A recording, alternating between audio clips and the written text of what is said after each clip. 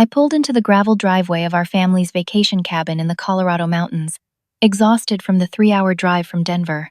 It was Friday evening, and all I wanted was to unwind after a brutal week at the marketing firm. But when I tried my key in the lock, it wouldn't turn. The locks had been changed.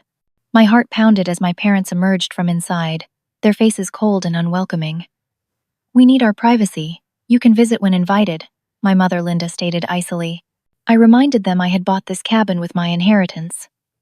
"That was a gift to us," my father Robert declared smugly. Standing there in the mountain air, I felt like I'd been punched in the stomach. This cabin represented everything I'd dreamed of when Grandma Rose left me her life savings 6 months ago. $180,000 that I could have used for a house down payment or invested for my future. Instead, I'd chosen to buy this beautiful 3-bedroom log cabin nestled among pine trees, imagining cozy family gatherings and creating the warm memories I'd always craved. I remembered the day I'd surprised my parents with the news.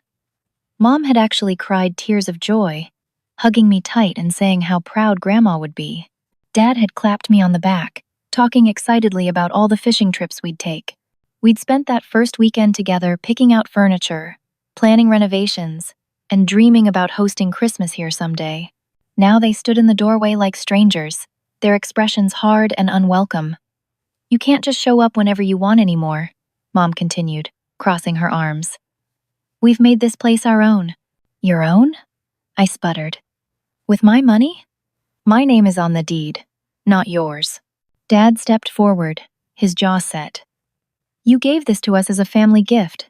Don't try to take it back now just because you're having second thoughts." The accusation stung because it was so far from the truth.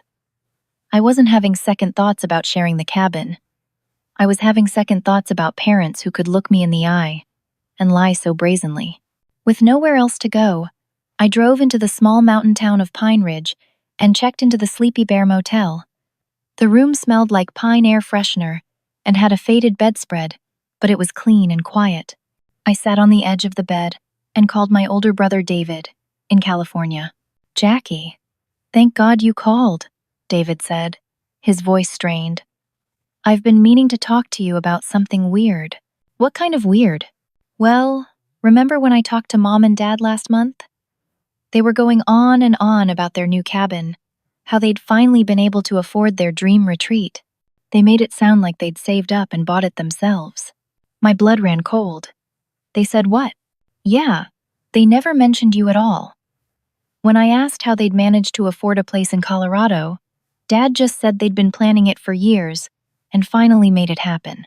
Mom even sent me pictures of her decorating it, talking about how nice it was to have their own place away from the city." I gripped the phone tighter. "David, I bought that cabin. With Grandma's money. They didn't contribute a single dollar." There was a long pause. "Are you serious?" "They've been telling everyone in the family that it's theirs. Cousin Jennifer mentioned it at Easter, saying how impressed she was that they could afford such a nice place. The pieces started falling into place, and each one felt like a betrayal." "How long have they been telling people this?" "Months, Jackie.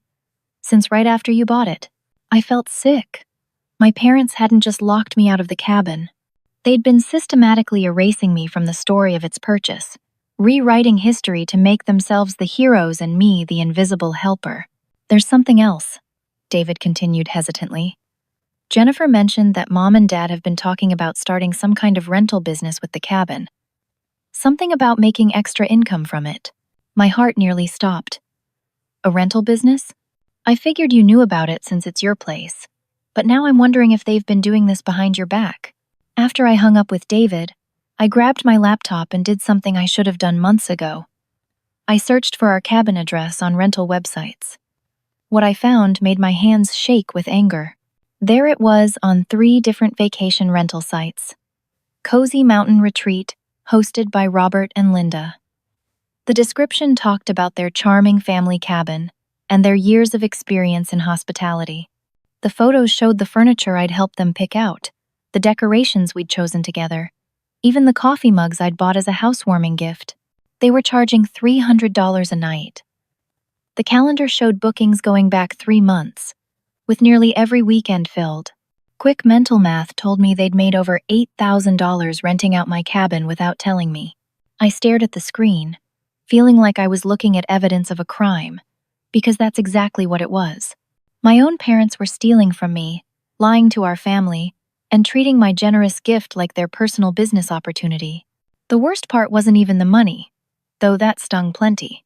It was the realization that while I'd been thinking about our relationship and how to include them more in decisions about the cabin, they'd been plotting to cut me out entirely.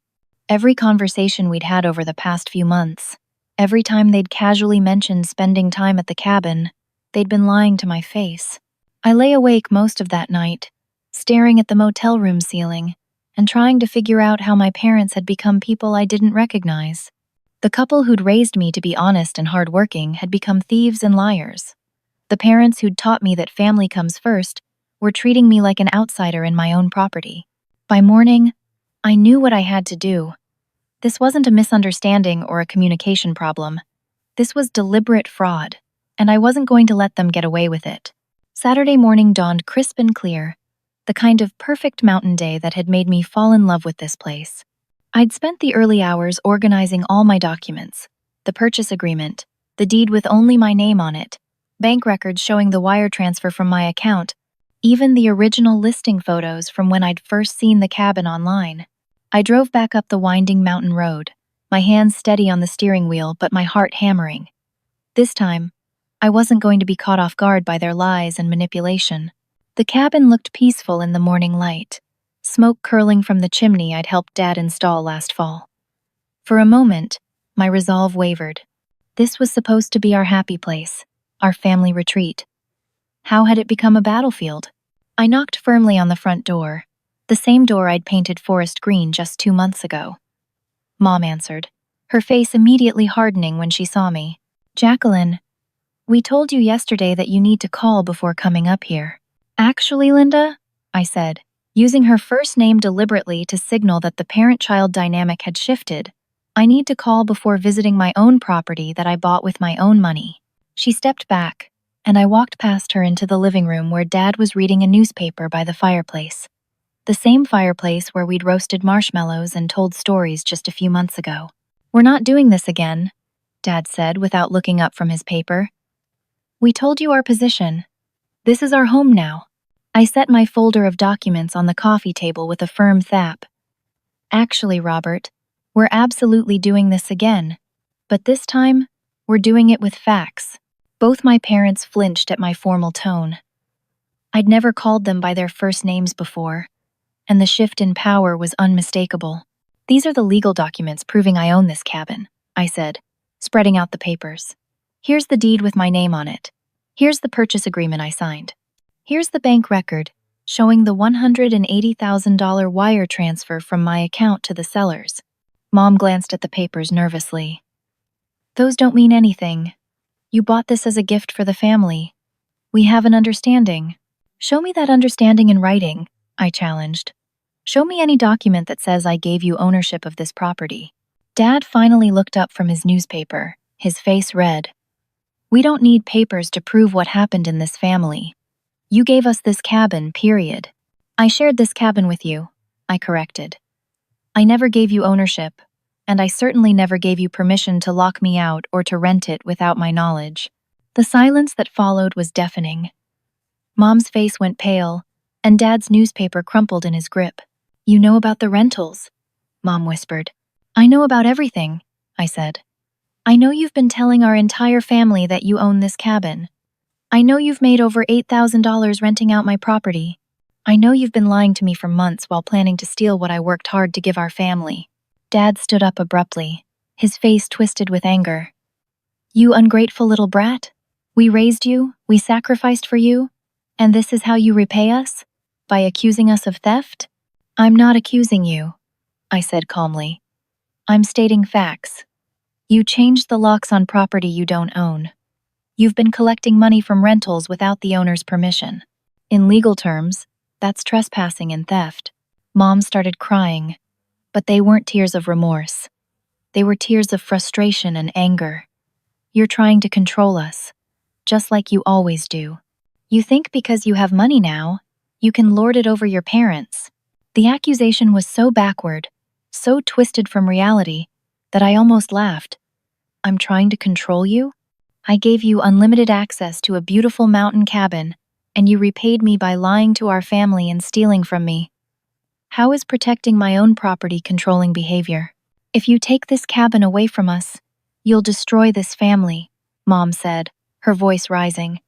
Everyone knows this is our place now. Your cousins, your aunts and uncles, everyone. If you humiliate us like this, we'll never forgive you. That's when Dad played his nuclear card.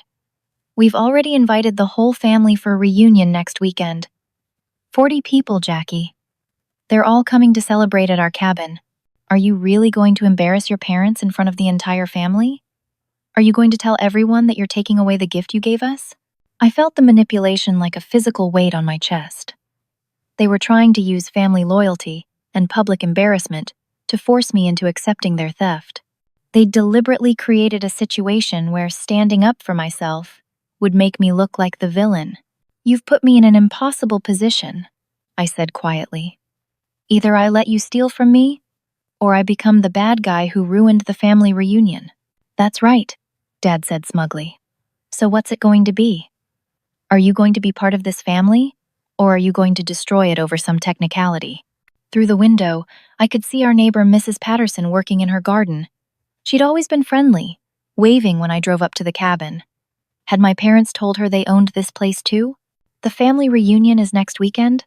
I asked. Next Saturday, Mom confirmed, wiping her eyes.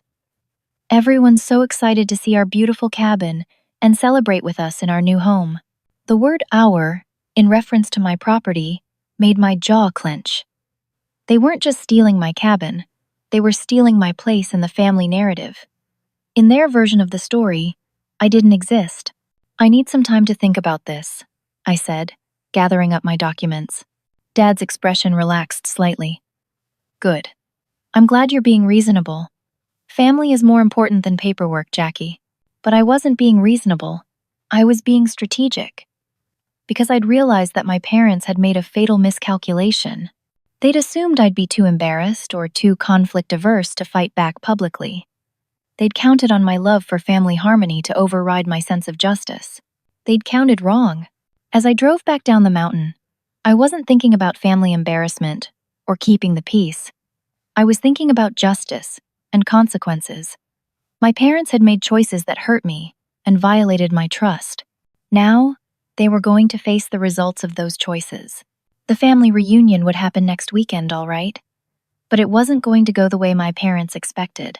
Monday morning found me sitting in the parking lot of the Jefferson County Clerk's office, my hands wrapped around a cup of coffee that had gone cold an hour ago. I'd barely slept Sunday night, my mind racing through possible scenarios and outcomes, but I knew I needed professional guidance before making any major decisions. The clerk's office was busy with the usual Monday morning crowd of contractors, real estate agents, and property owners handling various legal matters. I approached the information desk with my folder of documents. I need to verify the legal ownership of a property, I told the clerk, a middle-aged woman with kind eyes and a professional demeanor. Certainly. Do you have the address and legal description? I provided the cabin's information and waited while she pulled up the records on her computer. The few minutes felt like hours. Here we are, she said, studying her screen. The property is owned by Jacqueline Marie Thompson, purchased 6 months ago. The deed is clear and unencumbered. Is there some question about the ownership? My parents have been telling people they own it, and they've changed the locks to exclude me from my own property. Her expression grew serious. That's potentially a criminal matter. You might want to speak with an attorney about your options. She recommended Sarah Thompson from Mountain Legal Services, no relation despite the shared last name. I called from the parking lot and was able to get an appointment that same afternoon. Sarah's office was in a converted Victorian house in downtown Pine Ridge, with exposed brick walls and tall windows that overlooked the main street. She was younger than I'd expected, maybe in her late 30s, with an air of competence that immediately put me at ease. Tell me everything, she said after reviewing my documents. I explained the situation from the beginning, including the rental business and the family reunion ultimatum. Sarah listened carefully, taking notes and asking clarifying questions. "Let me be absolutely clear about your legal position," she said when I finished. "You have complete and sole ownership of this property. Your parents have no legal right to exclude you, change locks, or operate any kind of business from your cabin. What they've done constitutes criminal trespass and theft, even though I bought it with the intention of sharing it with family. Sharing and giving ownership are two completely different things legally. You can share your property with anyone you choose, and you can revoke that sharing privilege at any time. They have no more right to that cabin than they would to your apartment or car." The validation felt like a weight lifting from my chest. "So I'm not crazy for feeling like they're stealing from me?" "You're absolutely not crazy.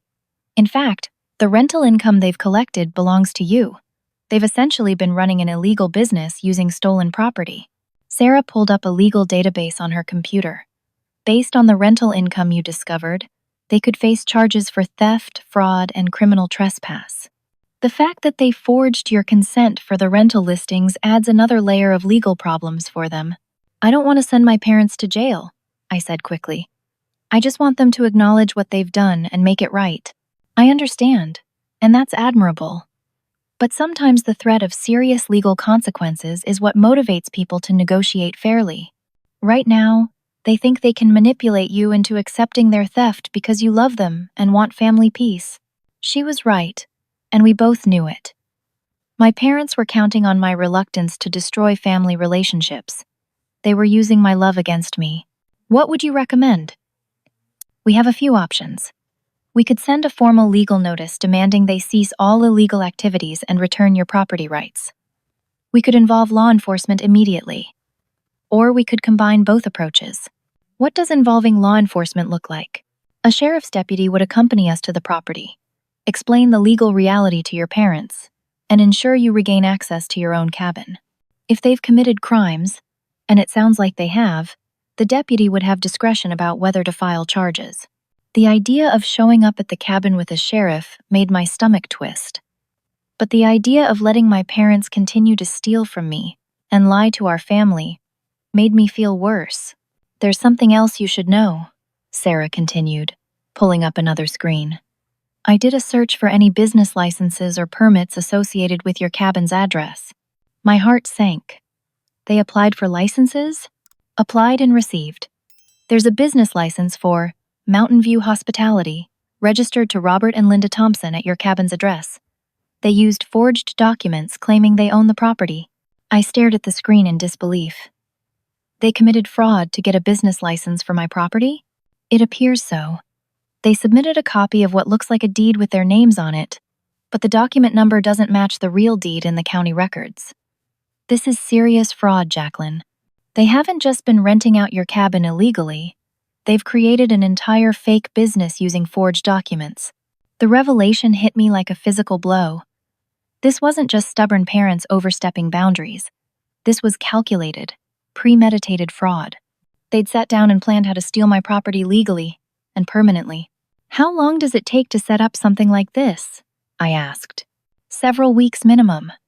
They would have had to research the requirements, create the false documents, submit applications, and wait for approval. This isn't something they did impulsively after changing the locks, which meant they'd been planning this theft since shortly after I bought the cabin. While I'd been bringing up groceries and helping them settle in, they'd been plotting to cut me out entirely." "I want to involve law enforcement," I said, my voice steadier than I felt. "Can you arrange for a sheriff's deputy to meet us at the cabin?" "I can. But I want you to understand that once we take this step, there's no going back. Your parents will face serious legal consequences for what they've done." "They made that choice when they decided to forge documents and steal from me," I replied. "I've spent 3 days trying to find a way to solve this quietly, and all I've discovered is that their crimes are worse than I thought." Sarah nodded approvingly. "I think you're making the right decision. Sometimes people need to face real consequences before they'll acknowledge the harm they've caused." We scheduled the sheriff's visit for Wednesday morning. That gave me 2 days to prepare myself emotionally for what would probably be the most difficult confrontation of my life. But as I drove home that evening, I felt something I hadn't experienced since this nightmare began. A sense of control. I wasn't powerless against my parents' manipulation and theft. I had legal rights, professional support, and a clear path forward. It was time for my parents to learn that their actions had consequences, even when their victim was their own daughter. Wednesday morning arrived gray and overcast, with low clouds hanging over the mountain peaks like a heavy blanket. I met Sarah and Deputy Marcus Williams at the bottom of the mountain road at 9 o'clock sharp. Deputy Williams was a tall man in his 40s with graying temples, and the kind of steady presence that immediately commanded respect. "I've reviewed the case file your attorney provided," he told me, as we prepared to drive up to the cabin. "What your parents have done is textbook fraud and theft. I want you to understand that this isn't just a family dispute we're mediating. We're dealing with actual crimes here." My hands trembled slightly as I started my car. "I keep hoping they'll realize what they've done and just apologize." "That would be nice," Deputy Williams said gently. "But in my experience, people who commit this level of fraud don't usually admit wrongdoing until they're facing real consequences." The drive up the mountain felt like the longest 20 minutes of my life. I kept imagining my parents' faces when they saw the sheriff's car behind me. Part of me still hoped they'd come to their senses and confess everything willingly. We pulled into the gravel driveway, and I saw movement at the kitchen window. By the time I parked, both my parents were standing on the front porch with their arms crossed, looking confident and defiant. That confidence evaporated the moment they saw Deputy Williams step out of his patrol car, followed by Sarah carrying a briefcase. "What's the meaning of this?"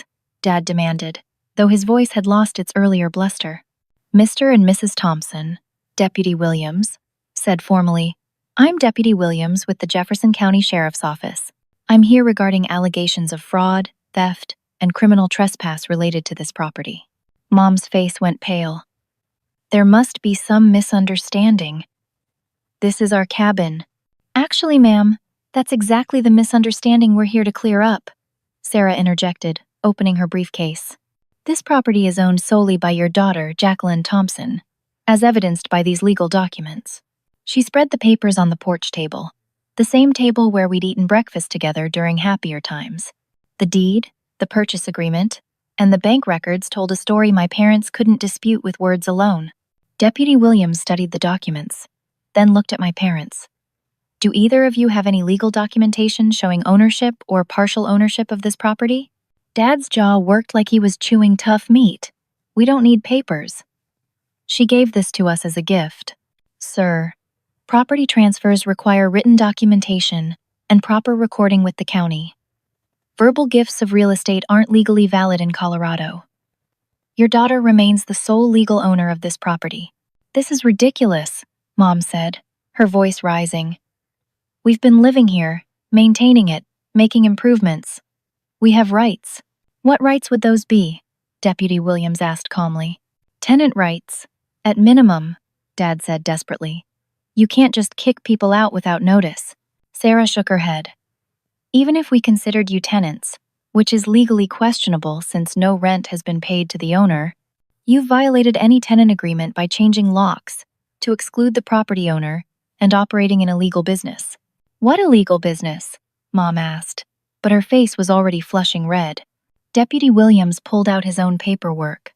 "Mountain View Hospitality, registered to this address using forged ownership documents. You've been operating vacation rentals on property you don't own, using fraudulent business licenses." The silence that followed was profound. I could hear wind moving through the pine trees and the distant sound of a neighbor's dog barking, but my parents said nothing for nearly a full minute. Finally, Dad's shoulders sagged. "We can explain everything." "I'm listening," Deputy Williams said, pen poised over his notepad. "We're behind on our mortgage," Dad said quietly. "We were going to lose our house in Denver. When Jackie bought this place, we saw it as a way to generate income and save our home." "So you decided to steal from your daughter?" Sarah asked pointedly. "We weren't stealing," Mom protested. "We were going to pay her back eventually. We just needed time to get back on our feet." "By lying to your entire family and forging legal documents?" I found my voice finally. "By cutting me out of my own property and treating me like a stranger?" "We were desperate," Mom said, tears starting to flow. "You don't understand the pressure we've been under. Deputy Williams looked up from his notes. Desperation doesn't excuse fraud. You've committed multiple felonies here. The question is whether your daughter wants to pursue criminal charges. All three of them looked at me expectantly. My parents' faces were a mixture of fear, anger, and something that might have been shame. Sarah maintained her professional expression, but I could see support in her eyes. Deputy Williams waited patiently for my decision. I want my keys back, I said. I want all the rental income you've collected. I want you to cease all business operations immediately and surrender any fraudulent licenses or permits. And if we do that, Dad asked hopefully, then we'll discuss whether criminal charges are necessary, I replied. Mom disappeared into the cabin and returned with a set of keys, placing them in my palm like she was handing over a weapon. The metal felt cold and heavy. The rental income is about $8,500, Dad admitted. It's in a separate bank account. You'll transfer that money to your daughter immediately, Sarah instructed. Today, as we prepared to complete the paperwork for the money transfer, Deputy Williams decided to do a walkthrough of the cabin to document its condition. Just standard procedure, he explained, to make sure there's no additional property damage or theft. I followed him inside, dreading what we might find. The living room looked normal, furnished with the pieces we'd chosen together. But when we reached the bedroom I'd been using as storage for some of Grandma's belongings, my heart nearly stopped. The room was empty. Where are my grandmother's things? I asked, my voice barely a whisper. Mom and Dad exchanged a look that told me everything I needed to know. They were just taking up space, Mom said defensively. We cleaned out the clutter to make room for rental guests. Clutter? My voice rose an octave.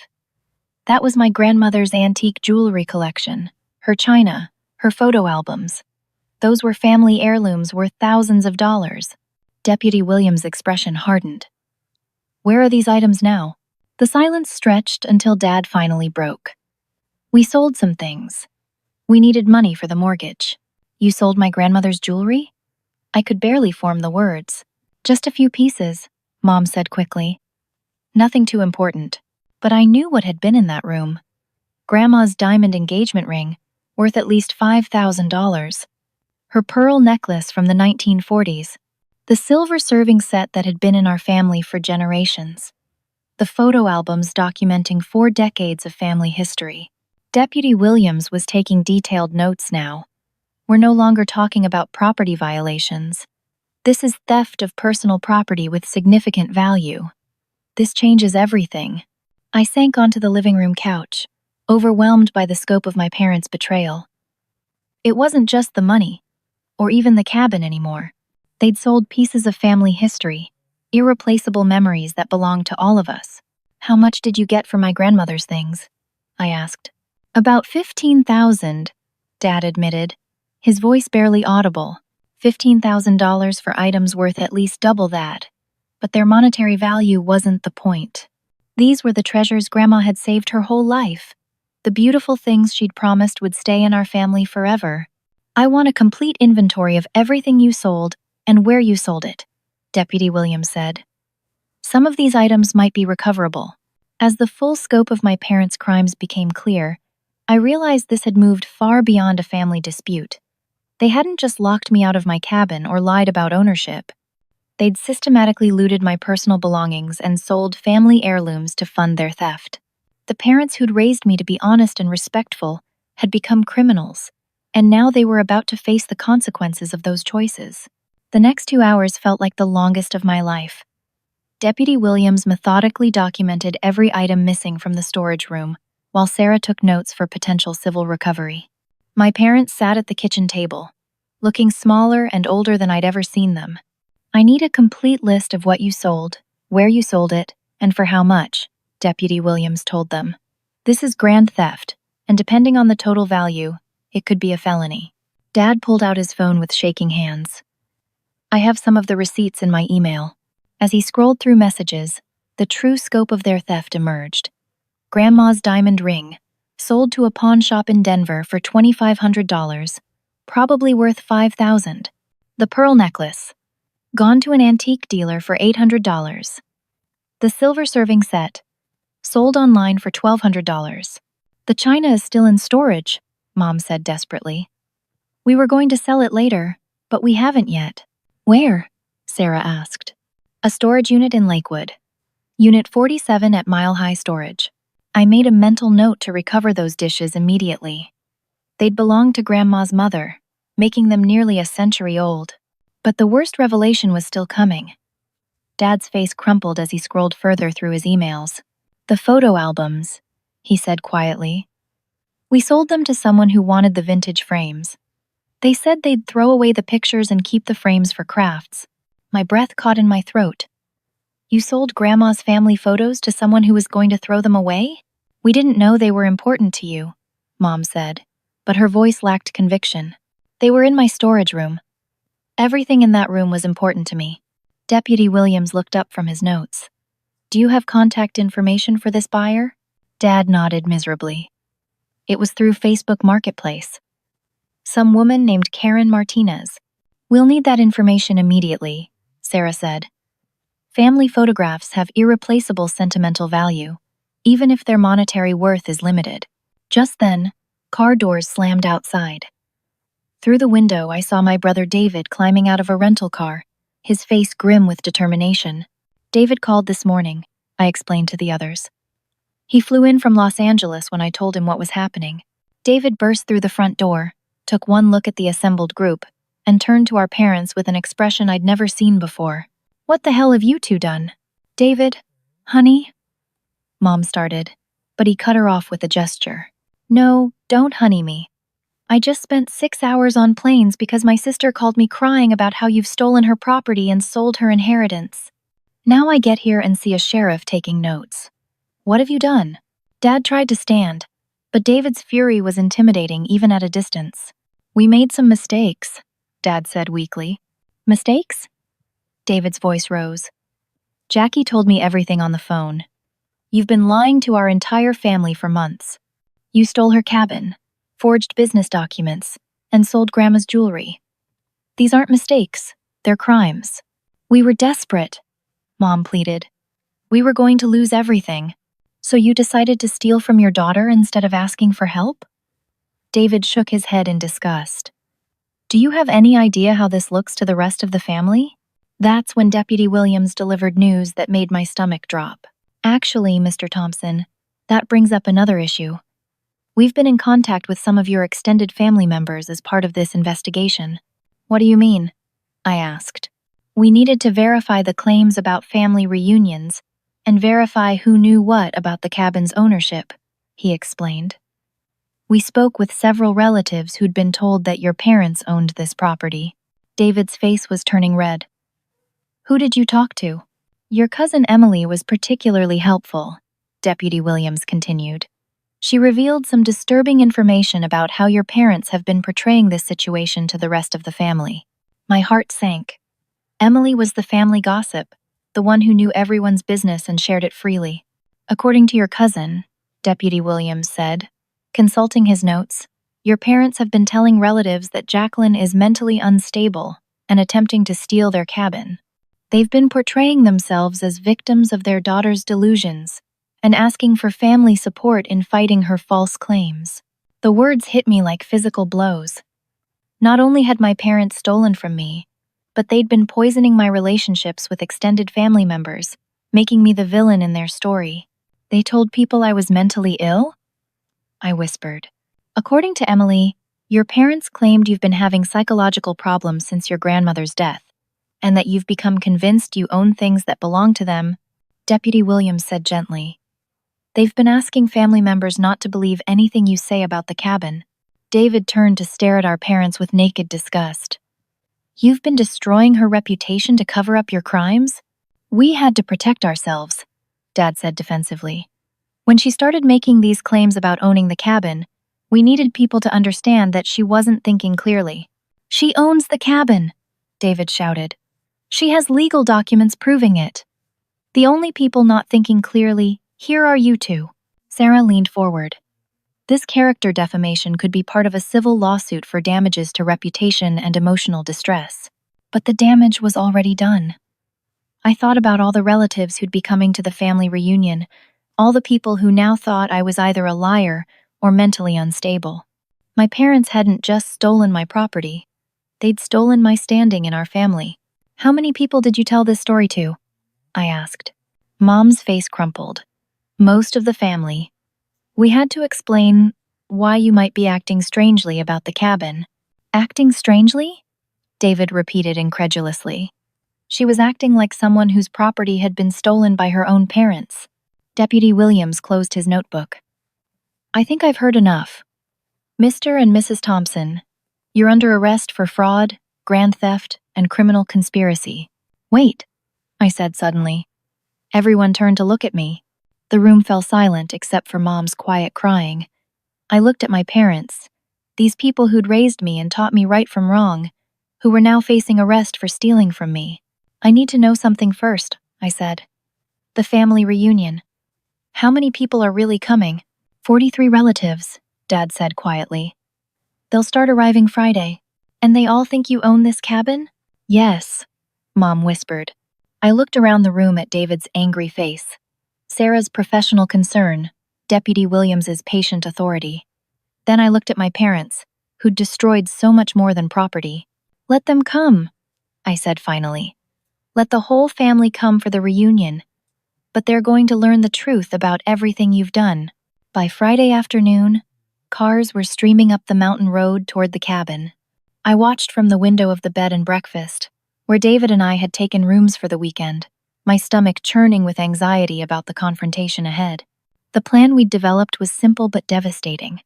My parents would host the family reunion as promised, but Sarah and I would arrive Saturday morning with all the legal documentation and evidence of their crimes. The entire family would learn the truth at once. Deputy Williams had agreed to postpone the arrest until after the family meeting, understanding that this public accountability might be more powerful than criminal charges alone. Sometimes public shame is a stronger deterrent than jail time, he'd said. Saturday morning dawned bright and clear, the kind of perfect mountain day that made Colorado famous. I could hear laughter and conversation drifting from the cabin as the family gathered for their reunion celebration. At 10 o'clock, David and I walked up the driveway, followed by Sarah carrying her briefcase of evidence. The front yard was full of folding chairs and card tables, with Uncle Thomas manning a grill and Aunt Patricia organizing a buffet spread. The conversation died as people noticed us approaching. I could see confusion on some faces, concern on others. Cousin Emily whispered something to her husband, and I wondered what version of events she'd been sharing. Jacqueline, Uncle Thomas called out heartily. We didn't expect to see you here. Your parents said you might not make it to their reunion. Their reunion? David said loudly enough for everyone to hear. At whose cabin? The question hung in the air like smoke. Uncle Thomas looked puzzled, glancing between us and the cabin where our parents had emerged onto the porch. Well, at Robert and Linda's cabin, of course, Thomas replied. Their beautiful new place. That's interesting, Sarah said, stepping forward with her briefcase. Because according to the legal documents I have here, this cabin is owned by Jacqueline Thompson. A ripple of murmurs went through the crowd.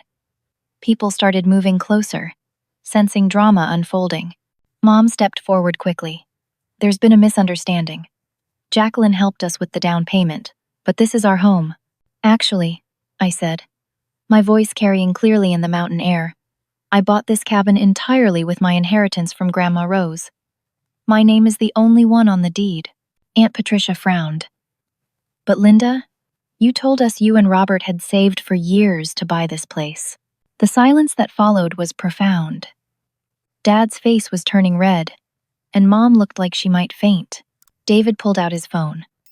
Would anyone like to see the rental listings where Mom and Dad have been advertising this as their property and charging $300 a night? He held up the screen, showing the vacation rental website, and several relatives crowded around to look. You've been renting out the cabin? Cousin Jennifer asked, confused. But I thought this was your family home.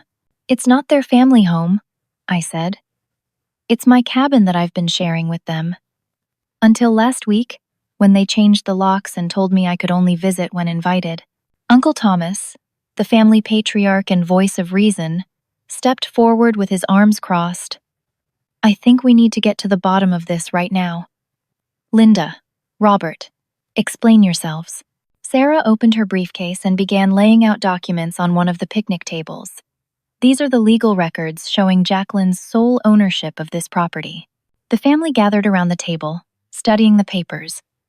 The deed, the purchase agreement, the bank records transferring $180,000 from my account to the seller's.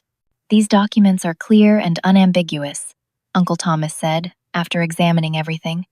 Jacqueline bought this property with her own money. Robert, Linda, where are your documents showing ownership? Dad's mouth opened and closed like a fish out of water. We don't have documents. This was a family arrangement. What kind of family arrangement? Aunt Patricia asked sharply. Did Jacqueline give you this property?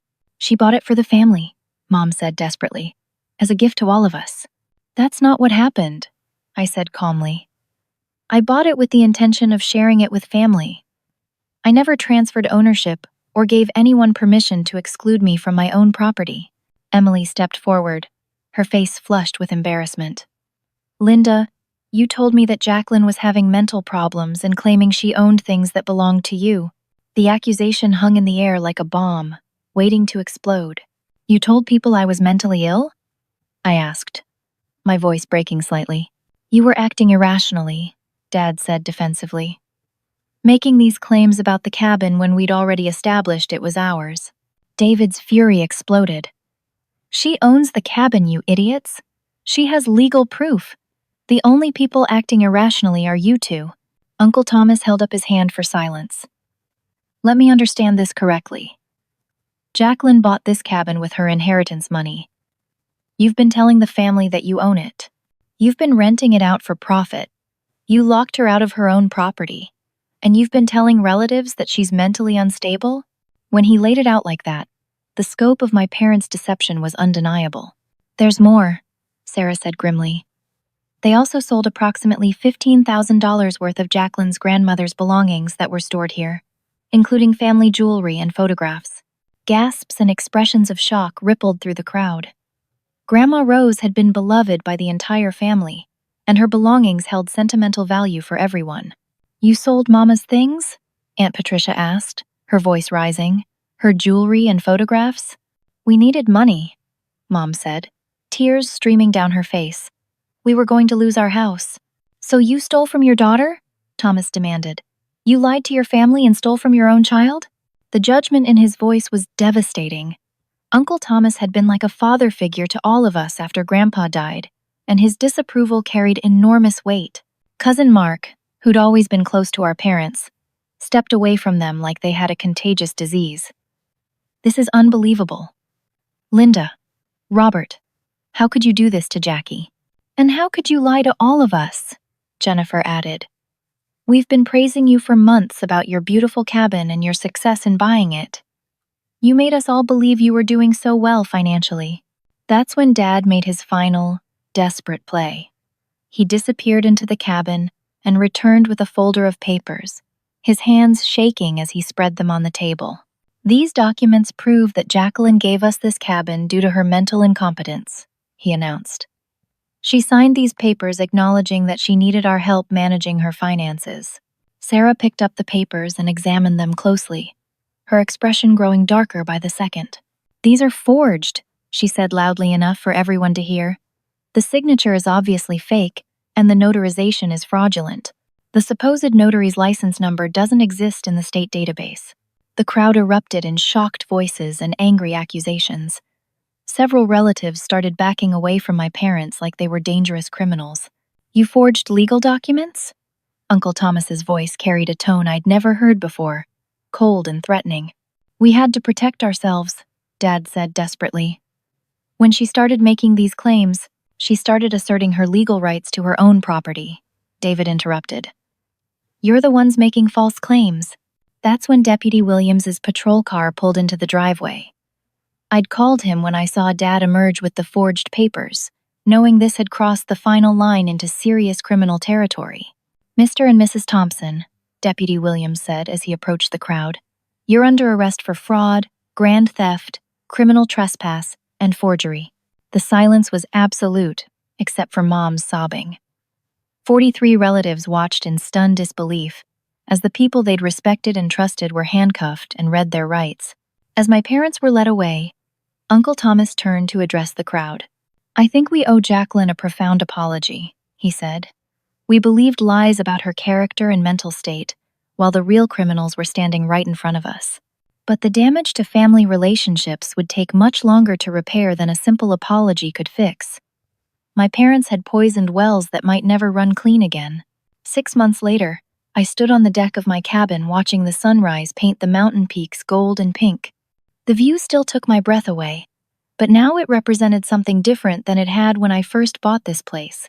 Then, it had been about family dreams and creating happy memories. Now, it was about justice, boundaries, and the hard-won peace that comes from standing up for yourself when even the people closest to you try to tear you down. The legal resolution had taken months to sort out. My parents ultimately pled guilty to multiple felony charges in exchange for avoiding prison time. They were sentenced to 5 years of probation, ordered to pay full restitution for the stolen rental income and the value of Grandma's belongings they'd sold, and required to complete counseling for financial planning and family relationships.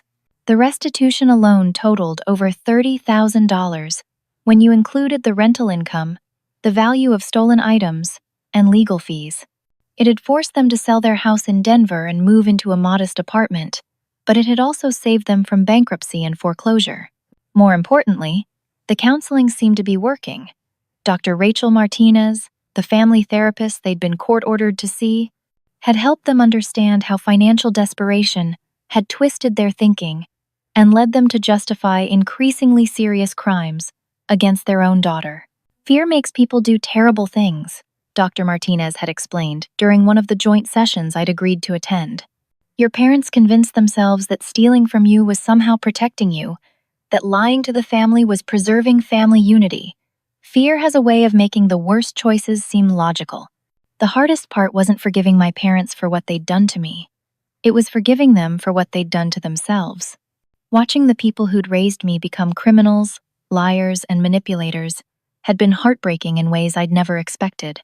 But, slowly, carefully, we'd begun rebuilding something that resembled a relationship.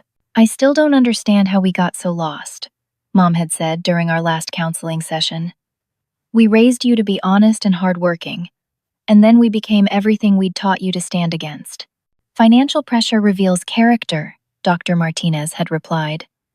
"You learned something about yourselves that you didn't like, but now you have the opportunity to become better people." And they were trying. Dad had taken a part-time job at a hardware store to help pay the restitution, even though he was past retirement age. Mom had started volunteering at a financial literacy nonprofit, helping other families avoid the debt spiral that had nearly destroyed ours. They were also making amends with the extended family, individually apologizing to each relative who'd been lied to and manipulated. Uncle Thomas had become something of a family mediator, helping people process their anger and disappointment while encouraging forgiveness and healing. "Your parents made terrible choices," he'd told me privately. "But they're still family, and family finds ways to heal when people are genuinely sorry and willing to change." Not everyone was ready to forgive, and I understood that. Cousin Emily, who'd been used as an unwitting messenger for lies about my mental health, was still angry and embarrassed. Several relatives had decided to maintain distance until more time passed and trust could be rebuilt. But others had rallied around both me and my parents in different ways. David had moved back from California and taken a job in Denver, partly to be closer during this difficult time. Aunt Patricia had become my strongest supporter, checking on me regularly and helping me navigate the complex emotions of loving people who deeply betrayed me. The cabin itself had been transformed too. I'd redecorated completely, removing anything that reminded me of those awful days when I'd felt like a stranger in my own property. The living room now had a comfortable reading corner where I spent peaceful mornings with coffee and books. The master bedroom had become my private sanctuary, decorated in calming blues and greens. Most importantly, I'd established clear boundaries about how the cabin would be used going forward. My parents were welcome to visit, but only when invited, and only when accompanied by other family members. They understood that their unsupervised access was permanently revoked not out of punishment, but out of necessary protection for my peace of mind. The rental business, of course, was shut down completely. I'd recovered most of the fraudulent business licenses and permits, and the cabin was permanently removed from all vacation rental platforms. This was my family retreat, not a commercial property. Some of Grandma's belongings had been recovered, though not all. The photo albums were the most important victory. Karen Martinez, the woman who'd bought them for their frames, had been horrified to learn she'd nearly destroyed irreplaceable family history. She'd returned the albums with the photographs intact, refusing any payment and apologizing profusely for her part in the situation. The jewelry was mostly gone forever, sold to pawn shops and antique dealers who'd resold it to unknown buyers. But we'd recovered the china set from the storage unit, and those dishes now graced holiday dinners at the cabin, connecting us to Grandma's memory in ways that felt healing rather than painful. The financial impact on my parents had been severe but not devastating. The restitution payments would continue for 3 more years, but their housing costs had dropped dramatically with the smaller apartment, and eliminating credit card debt through bankruptcy had actually improved their monthly budget. "We're learning to live within our means for the first time in decades," Dad had said recently. "The counseling made us face how our overspending and debt had made us desperate enough to steal from our own daughter. That's not who we want to be." The family reunion had been rescheduled for this past summer, held at Uncle Thomas's house instead of the cabin. It was smaller than originally planned, with some relatives choosing to skip the gathering, but it was honest in ways our family hadn't experienced in years. My parents attended but kept a low profile, focusing on listening rather than being the center of attention. They answered questions about their actions honestly, and accepted responsibility without making excuses. It wasn't comfortable for anyone, but it was necessary for healing. "The truth is always better than comfortable lies," Aunt Patricia had said afterward. "Your parents did terrible things, but at least now we all know where we stand with each other. As for me, I'd learned things about myself I hadn't expected. I'd always been the peacekeeper in our family, the one who avoided conflict and tried to make everyone happy. This experience had taught me that sometimes the most loving thing you can do is refuse to enable someone's destructive behavior. Standing up to my parents hadn't destroyed our family. It had forced our family to become more honest and healthy. The relationships that survived this crisis were stronger because they were based on truth rather than manipulation and lies. I'd also discovered reserves of strength and courage I hadn't known I possessed. 6 months ago, I would never have imagined myself sitting in a sheriff's office, filing criminal charges against my own parents. But when people you love choose to become people who hurt you, you have to choose whether to protect them or protect yourself. I'd chosen to protect myself, and it had ultimately protected them too. The legal consequences had forced them to address their financial problems and dishonesty in ways they'd been avoiding for years. Sometimes people need to hit rock bottom before they're willing to climb back up. The cabin had taught me that home isn't just about the place you live or the people you're related to. It's about the boundaries you set, the values you uphold, and the peace you create in your own space. As I finished my morning coffee and prepared to start another day, I reflected on the life lesson this experience had taught me. When people show you who they really are through their actions, believe them, but also remember that people can change if they're willing to do the hard work of becoming better. My parents had shown me they could be thieves and liars when they were desperate and afraid, but they'd also shown me they could be accountable and committed to change when faced with real consequences. The most important thing I'd learned was that loving someone doesn't mean accepting abuse or enabling destructive behavior. Real love sometimes requires you to say no, set boundaries, and insist on better treatment. It took courage to demand justice from my own parents, but it was the most loving thing I could have done for all of us. Standing on my deck in the peaceful mountain morning, I felt something I hadn't experienced since that awful day when I first found the locks changed. I felt truly at home, not just in this beautiful cabin I'd bought with my grandmother's love, but in my own life and choices. Have you ever had to stand up to family members who were taking advantage of you? It's one of the hardest things anyone can face, because we're taught to put family loyalty above everything else. But sometimes the most loyal thing you can do is refuse to let people you love destroy themselves with bad choices. I hope my story helps someone else find the courage to protect themselves when necessary. Family relationships should be built on love, respect, and honesty, not fear, manipulation, and theft. When people violate those basic principles, they're the ones choosing to damage the relationship, not the person who stands up to them. Thank you for listening to my story and for supporting people who share their difficult experiences. If this story resonated with you, please like this video, subscribe for more real-life stories, and share it with anyone who might benefit from hearing about the importance of standing up for yourself, even when it's hard. Remember that setting boundaries isn't selfish. It's essential for healthy relationships and personal peace. I hope you find the courage to protect what's important to you and the wisdom to know when love requires you to say no. Take care, and remember that you deserve to be treated with respect, especially by the people who claim to love you most. The journey from that first shocking moment of betrayal to this peaceful morning had taken everything I had. There were nights when I'd questioned whether fighting for justice was worth the pain of family conflict. There were moments when I'd wondered if I should have just accepted their lies to keep the peace. But peace built on lies isn't really peace at all. It's just delayed pain, and that pain grows worse the longer you ignore it. My parents needed to face consequences for their actions, not just for my sake, but for their own. People who can steal from their own children and sleep peacefully at night have lost something essential about themselves. The counseling sessions had revealed just how deeply financial stress had damaged their thinking. They'd spent years living beyond their means, using credit cards to maintain a lifestyle they couldn't afford, and avoiding the reality of their mounting debt. When I bought the cabin, they saw it as a lifeline rather than a gift, and desperation had turned them into people they didn't recognize. We told ourselves so many lies, Mom had admitted during one particularly difficult session. We convinced ourselves that you owed us this because we'd raised you and sacrificed for you. We made ourselves believe that taking the cabin was somehow our right as parents. The therapist had explained that this kind of rationalization is common in families where financial abuse occurs. People convince themselves that their desperation justifies taking from relatives, especially adult children who seem more financially stable. But understanding the psychology behind their actions didn't excuse the harm they'd caused.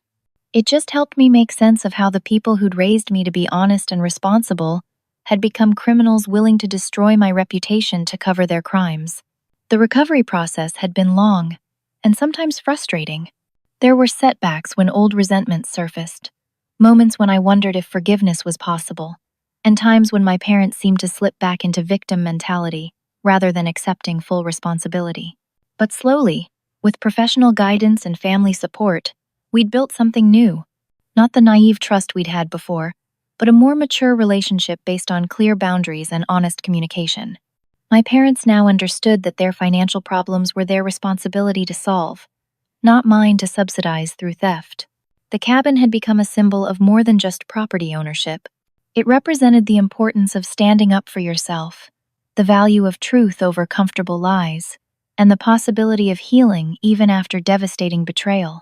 As I locked up the cabin and prepared to drive back to Denver, I carried with me not just the peace of a weekend in the mountains, but the deeper peace that comes from knowing you've acted with courage and integrity, even when it was incredibly difficult. Sometimes the people we love most will disappoint us in ways we never imagined possible. But that disappointment doesn't have to define us or destroy us. We can choose to respond with strength, seek justice when necessary, and still leave room for redemption and growth. My parents learned that actions have consequences, even when the victims are family members who love you. I learned that loving someone sometimes means refusing to enable their worst impulses. Our family learned that truth, however painful, is always better than lies that seem comfortable, but slowly poison everything they touch. The mountain air felt crisp and clean as I drove away from the cabin, windows down and music playing. For the first time in months, I felt completely at peace with my choices and hopeful about the future. Justice had been served, lessons had been learned, and healing was happening one day at a time. That's all any of us can ask for. When family relationships are damaged by betrayal and crime, we can insist on accountability, work toward forgiveness, and choose to build something better from the ruins of what was lost. The cabin would always be there, nestled among the pine trees, offering sanctuary and peace to anyone willing to approach it with honest intentions. And my family would always be my family, imperfect and sometimes disappointing, but ultimately capable of growth and change when faced with the consequences of their choices. Have you ever found yourself in a situation where family members took advantage of your generosity or love? Have you struggled with the difficult choice between keeping peace and demanding justice? These are some of the hardest decisions any of us can face, because we're taught that family loyalty should override everything else. But I've learned that real loyalty sometimes requires you to hold people accountable for their actions, especially when those actions harm innocent people. Enabling bad behavior isn't loving. It's destructive for everyone involved. Please take a moment to like this video if my story helped you think about the importance of boundaries in family relationships. Subscribe to hear more real-life stories about overcoming difficult situations with courage and integrity. Share this with anyone who might need to hear that standing up for yourself isn't selfish, even when it's family members who are treating you unfairly. And please comment below with your thoughts about family loyalty versus personal justice. How do you balance love for family members with the need to protect yourself from their harmful behavior? Your experiences might help someone else who's struggling with similar difficult choices. Thank you for listening to my story and for supporting people who share their challenging experiences. Remember that you deserve to be treated with respect and honesty, especially by the people who claim to love you most. Take care of yourselves, set healthy boundaries, and never be afraid to stand up for what's right, even when it's the hardest thing you've ever done.